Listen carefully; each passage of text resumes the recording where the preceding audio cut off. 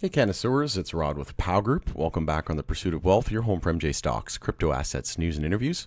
Also home to the best MJ community, bar none. Today is Sunday. It's July 21st. Hope you're having a great weekend. It's the last day of the comment period, so it will officially end after today. If you haven't got your comments in, I strongly encourage you to do so, and let's get this across the finish line.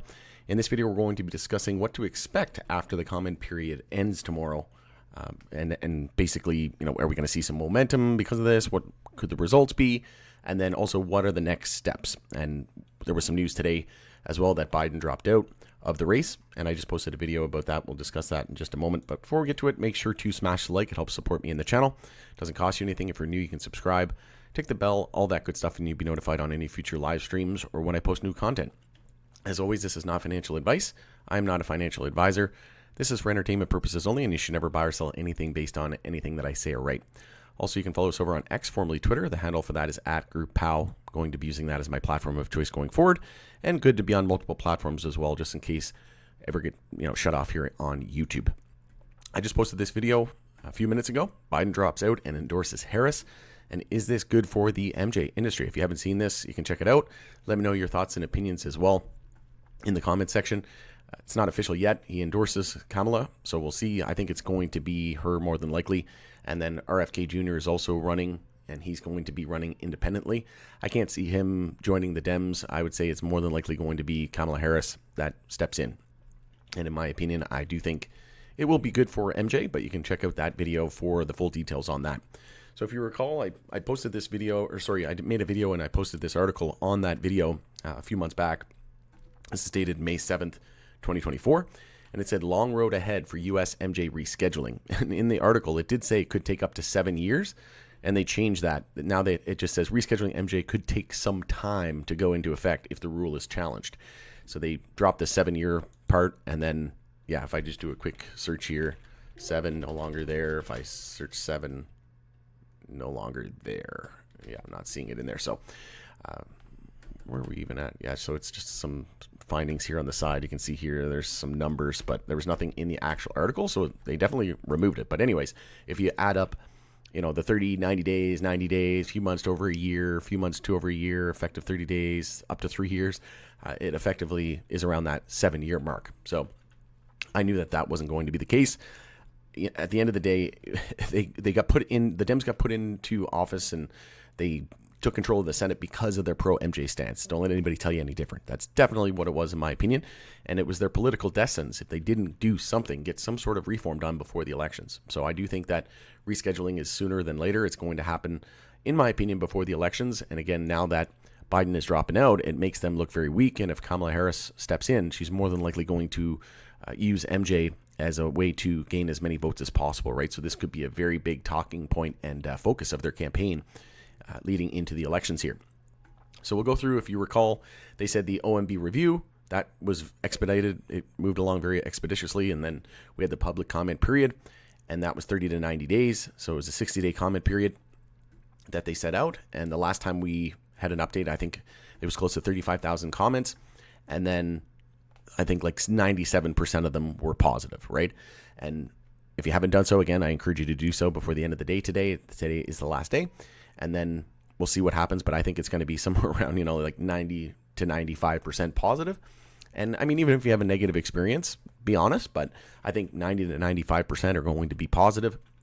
And we're going to see this expedited into the elections. And I think we're going to shock a lot of people. I don't think anybody thought that this was going to happen before the election. And, based on, everything that they said, right? They were, again, just basically saying this could take 6 to 7 years. And I also interviewed Morgan Fox, the political director at Normal, and he said this could take multiple years. And if you're somebody who follows my channel or the finance world, you know that the game they play, right? And the thing that I try to do the most is try to find the most likely scenario and what would make the most sense. And waiting 5 or 6 or 7 years or getting, 3 or 4 years just doesn't make any sense, right? Look at Germany. They're looking to fast track Pillar 2. The U.S. is never first, but they're never last.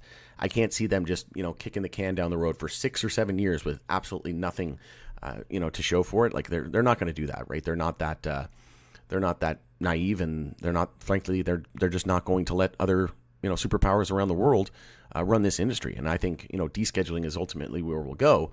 But we'll go through this here. So administrative hearing could be a few months to a year if granted. So that should be the next potential part of it. And if they grant the hearing, so it's not an absolute must-have part of the process. And then the DEA will review it based on all of the information on record, including evidence presented during the hearing. There is no statutory time limit for this stage. Then there'll be the final ruling effective 30 days after publication. So once the DEA issues a final rule, which becomes effective 30 days after the publication to the Federal Register, and then you'll have a judicial review up to 3 years if challenged. So aggrieved parties with standing can seek judicial review of the final rule, potentially adding on time to the process. And then I did bring up Grok as well. Absolutely love Grok getting its opinion. I find it a lot more up to date than ChatGPT. I find ChatGPT is going off of a very old, dated database, and this is very, very current. So shout out to Elon and X for Grok, because like I said, it's hands down the best in my opinion in terms of AI bot.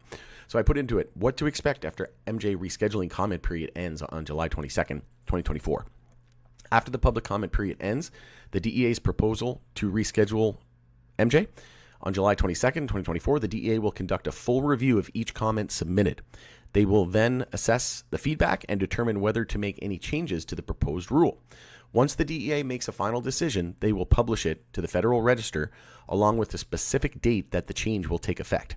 According to an official with the DEA, a final decision is expected to come by the end of September, but as soon as the end of August. And I posted that in one of my videos as well.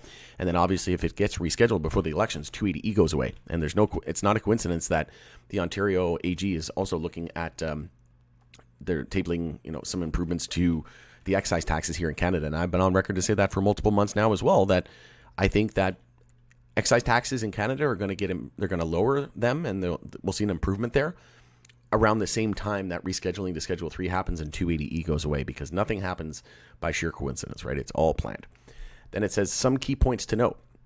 The DEA does have the option of extending the public comment period beyond July 22nd via public notice, but there's been no indication that they will do so. So if we go back to this article here, it says 30 to 90 days. So I would assume that if they did extend it, it would probably only be for like another 30 days. But again, with the election coming up, now that Biden's stepping out and Harris potentially in the 11th hour, I can't see them wanting to delay anything, to be honest, completely frank with you. But let me know in the comment section below what you think of that. If you agree with me, disagree with me, always love hearing from you. The DEA's proposal would love. I guess I would love for them to move it from Schedule 1 to Schedule 3. Let me try again. The DEA's proposal would move MJ from Schedule 1 to Schedule 3, which would not legalize MJ, but would significantly impact research and the prescribed use of MJ medicines. After reviewing and assessing the comments, the DEA has the option to hold a public hearing on the matter, although this is not a legal requirement. So again, it's not official. It's not an official part of the process. And like I said, the fact that the odds of them extending anything beyond the necessary time, in my opinion, has dropped significantly now that Biden is dropping out, because they were already behind and now they look even more weak. And if Kamala comes in, like I said, they're scrambling right now in the 11th hour. So they're going to need all the help they can get. And who knows, maybe they're going to get all the help they need from wheat. We'll see. But I'm pretty sure that they're going to expedite everything as quickly as possible. If I had to put a month on it, I would say October is probably when we get the we get the ruling, potentially. Maybe September.